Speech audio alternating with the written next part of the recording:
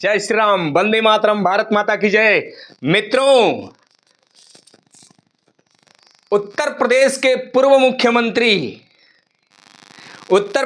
पूर्व मुख्यमंत्री अखिलेश यादव अभी बंगाल गए थे। जब ममता बनर्जी चुनाव हार गई और उन्होंने ये कहा, हम चुनाव हारे नहीं हैं और हम किसी भी हालत में इस्तीफा नहीं देंगे। ये संविधान विरोध बयान था। ये संविधान के विरोध में बयान था कि किसी भी हालत में हम इस्तीफा नहीं देंगे। और इस बयान के बाद भारत के वो सारे लोग ममता बनर्जी का समर्थन करना शुरू कर दिए, जो लोग पॉकेट में संविधान के गुटके को लेकर घूमते हैं और कहते हैं कि हम संविधान की रक्षा के लिए लड़ेंगे। भारत का यह संविधान कहता है कि पंचवर्षीय योजना के बाद 5 वर्षों के बाद यदि चुनाव होता है और चुनाव के बाद जो पार्टी बहुमत में आती है, जिसकी संख्या ज्यादा होती है, वो राष्ट्रपति से, राज्यपाल से मिलकर के सरकार बनाने का दावा पेश कर सकती है। उससे पहले जो पार्टी वर्तमान में रहती है और हार यदि जाती है तो उसके मुखिया को, उसके प्रधानमंत्री को या उसके मुख्यमंत्री को इस्तीफा देना होता है। लेकिन बंगाल में ऐसा कुछ नहीं होता है। भारतीय जनता पार्टी बड़ी पार्टी बन के उभर के आती है, सरकार बनाने के रूप में आती है। इसके पीछे ममता बनर्जी वहां की मुख्यमंत्री होती हैं। संविधान यह कहता है कि यदि आप चुनाव हार गई तो आपको इस्तीफा देना चाहिए, लेकिन ममता बनर्जी इस्तीफा नहीं देती हैं और कहती हैं कि हम किसी भी हालत में इस्तीफा नहीं देंगे। मित्रों, जरा सोचिए, यहां संविधान नहीं होता तो क्या होता?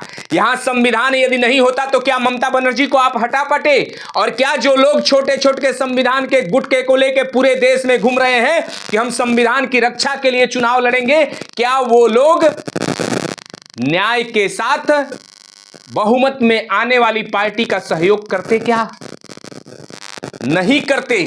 इसीलिए कहता हूं, दोहरे चरित्र के साथ जीने वाले इन बेईमान नेताओं से सावधान रहें। जो नेता उत्तर प्रदेश में, जो नेता पूरे भारत में बोलते हैं कि हम संविधान की रक्षा के लिए चुनाव लड़ेंगे, वही नेता बंगाल में संविधान की धज्जियां उड़ाने का काम इसी चुनाव में कर गए।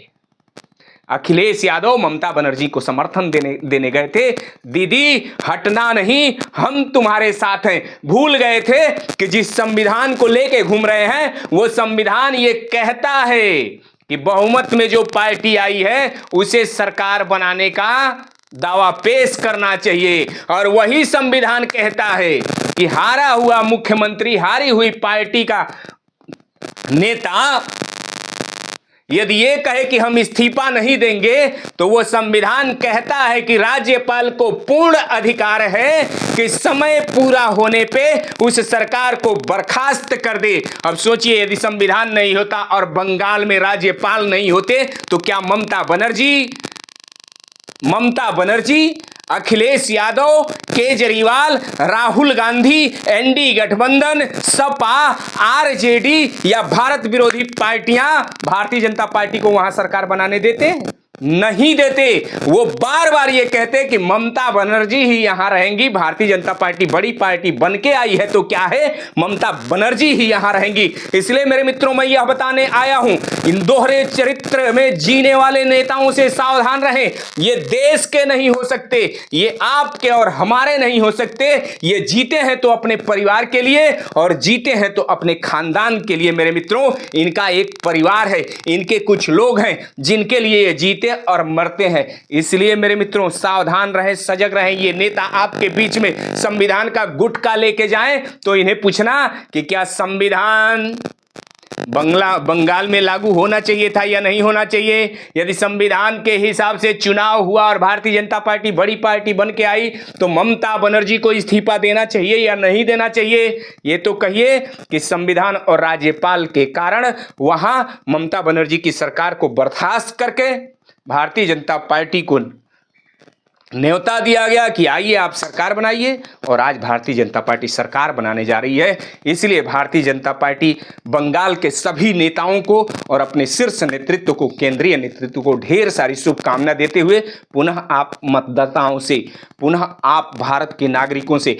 ये आग्रह करता हूं कि झूठ जो बोल रहा है कि हम संविधान बचाने आए हैं, वास्तव में मेरे मित्रों ये संविधान नहीं, अपने परिवार को बचाने आए हैं। क्योंकि सबसे ज्यादा नुकसान आर्थिक, मानसिक इन बेईमान नेताओं के परिवारों का होने जा रहा है और हो रहा है। इसलिए हमको और आपको गुमराह करके ये अपने परिवार को बचाने का काम कर रहे हैं। इसलिए मेरे मित्रों, जगते रहें, जगाते रहें, भारत को भव्य बनाने का संकल्प लेते रहें। जय जय सिया राम, जय भवानी।